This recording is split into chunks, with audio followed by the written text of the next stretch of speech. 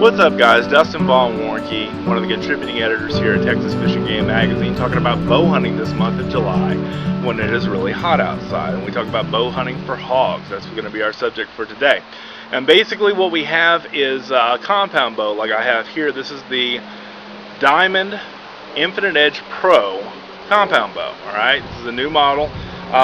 This is the newest iteration of this model, rather, that I bought off of eBay of all places, and then basically had this outfitted to my friends at Double G Archery in Georgetown, north of Austin, basically in Central Texas, by where I live.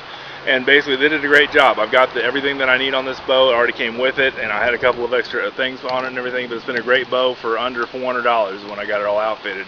That's what it cost me. So really an incredible compound bow. And then I've got two crossbows inside that I've got the Barnett Raptor Reverse and the Barnett Whitetail Hunter Pro. Those are all great crossbows. I talk about crossbows a lot on this channel.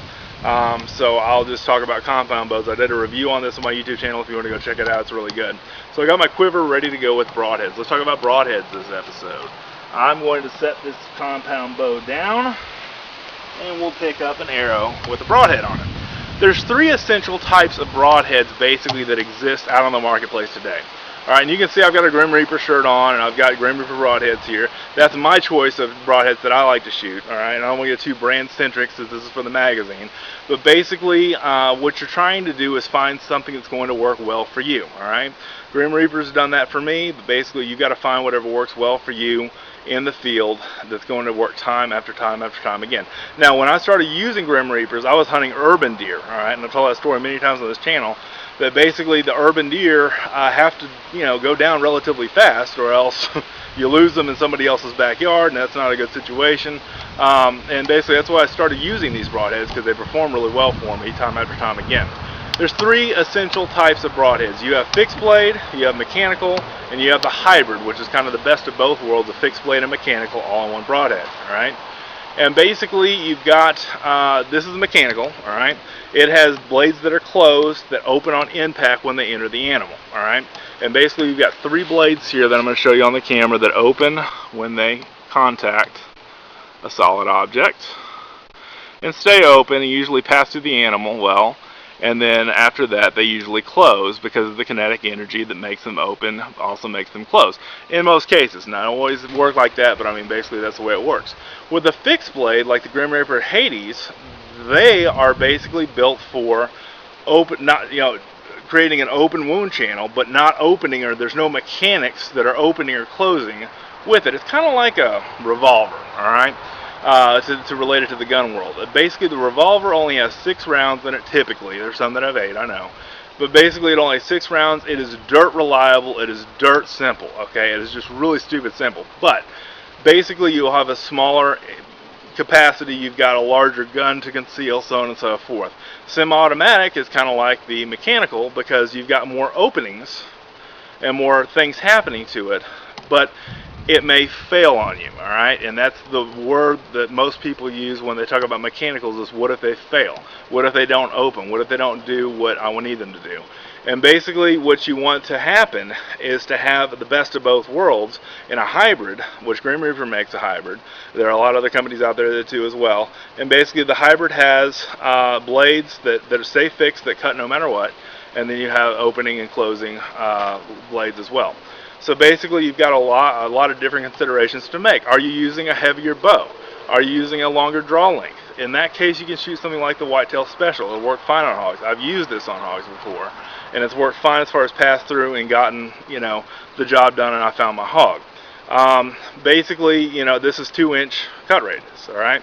And you can go all the way down if your bow is not that powerful to 1 3/8 for a mechanical, 1 3/8 cut radius, which is still plenty to get the job done for good penetration, good pass through, getting that arrow through that animal and getting the arrow and the broadhead to do its job. So you also have the opportunity to do a hybrid, which is the best of the fixed blade and the mechanical, and basically you can do it that way, alright, if you want to, okay?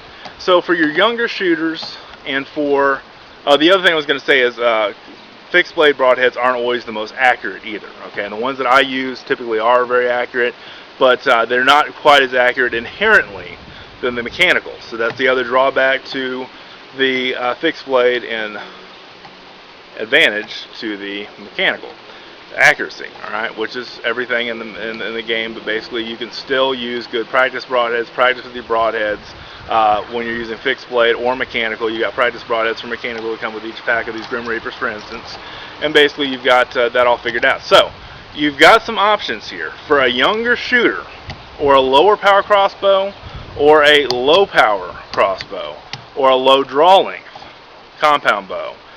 You want to use something like a fixed broadhead that's going to go through that animal and get the job done, all right? If you're using a more heavier compound bow or crossbow, a mechanical will get the job done, all right? So those are two things to remember. Fixed blade is kind of the safety, the old-fashioned reliable revolver of everything.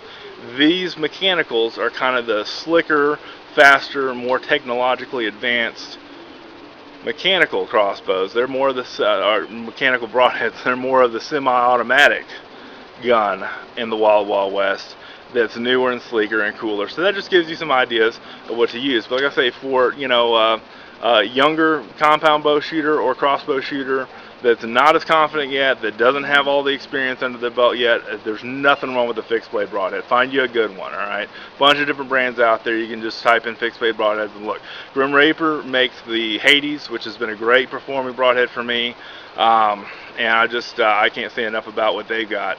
But basically, for your more advanced shooters and for your more powerful compound bows and crossbows, in your compound bows, you've got the mechanical basically does the job and does a really good job on a larger cut radius in a lot of cases than a fixed blade, and can get the job done quicker. But there's no set true rule that only mechanicals you should use and only fixed blades you should use for this. It depends on the situation, it depends on the shooter, it depends on the bow or the crossbow or whatever you're shooting at. So that's, I hope, to give you some advice and some tips today to help you be a better shooter and a better marksman in the field and a better archer overall. Thank you guys so much for watching, reading, and listening. I love doing these videos for you. Please subscribe to my YouTube channel if you've not done so already. Check out all of my other videos, podcasts, articles, that kind of stuff, blogs at fishgame.com. Thank you so much for watching, reading, and listening. Have an awesome day in the outdoors. We'll see you next time.